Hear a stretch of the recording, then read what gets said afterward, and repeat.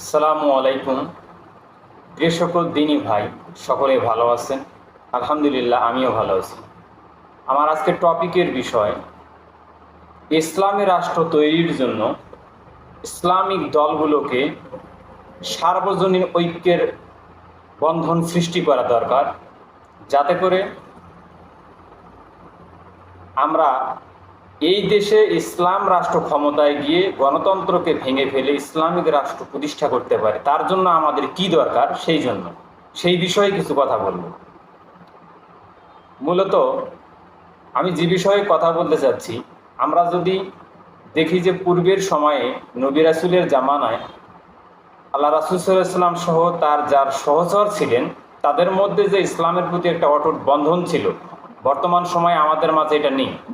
যার কারণে এটা হচ্ছে মূল ফ্যাক্ট, অর্থাৎ মূল বিষয়, যার কারণে প্রধান সমস্যাটা দাঁড়াচ্ছে। তো আমি আজকে এই বিষয়টা বলতে চাচ্ছি যে আমাদের দেশে যতগুলো দল আছে, ধরেন এদেশে আছে প্রথম হেডকোয়ার্টারে জামাত ইসলাম।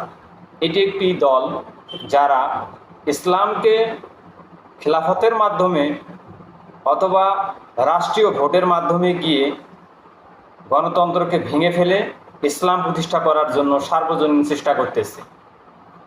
অতএব এখানে যারা বাংলাদেশে আহলে হাদিস নামে একটা দল আছে, তারপরে বিভিন্ন তরিকাপন্থী দলগুলো আছে, বা যারা বিভিন্ন প্রকারের মাযহাবের উপর ডিপেন্ড করে ইসলাম প্রচার করেন, সেই সমস্ত দলগুলো আছে। বাংলাদেশে চরমোনাই আছে, তারা একটা বড় মাপের দল।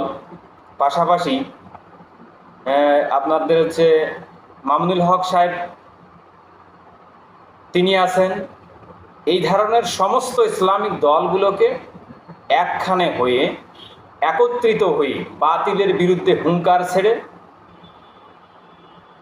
তবে আমরা এই দেশে ইসলামিক রাষ্ট্র প্রতিষ্ঠা করতে পারবো, এছাড়া বিকল্প কোনো পথ নেই।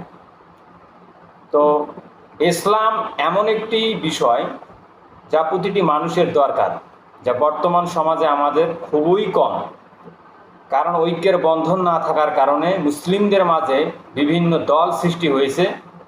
এই দলগুলো একত্রিত না হওয়ার কারণে কোনোভাবেই ইসলামকে আমরা রাষ্ট্র পর্যায়ে পৌঁছাইতে পারতেছি না। তো আমার মূল বিষয় যা, আসুন আমরা সকলে মিলে ইসলামকে রাষ্ট্র ক্ষমতায় পৌঁছার জন্য সার্বজনীন ঐক্যের বন্ধন সৃষ্টি করে, সার্বজনীন ভ্রাতৃত্ব বজায় রেখে ইসলামিক সমস্ত দলগুলোকে একত্রিত করে ইসলামের মধ্যে কিভাবে বন্ধন সৃষ্টি করা যায়, এই বন্ধন তৈরি করে বাতিলকে উপেক্ষা করে আমরা যাতে করে ইসলামের বন্ধন শক্ত হাতে ধরে ইসলামিক রাষ্ট্র পরিচালনা করতে পারি এবং রাষ্ট্রের মাঝে ইসলাম নিয়ে যেতে পারি, এই প্রচেষ্টা আমরা করব। প্রিয় সকল দিনী ভাই, আমার এই বক্তব্য শুধু একটি বিষয় যা আমাকে বারবার নাড়া দেয়। এদেশে, আমাদের এই বাংলাদেশে সবচেয়ে বড় সমস্যা ঐক্যের বন্ধন নেই। আমি আবারও বলছি, আমাদের দেশে একটাই সমস্যা, তা হচ্ছে মুসলিমদের মাঝে একতা নেই।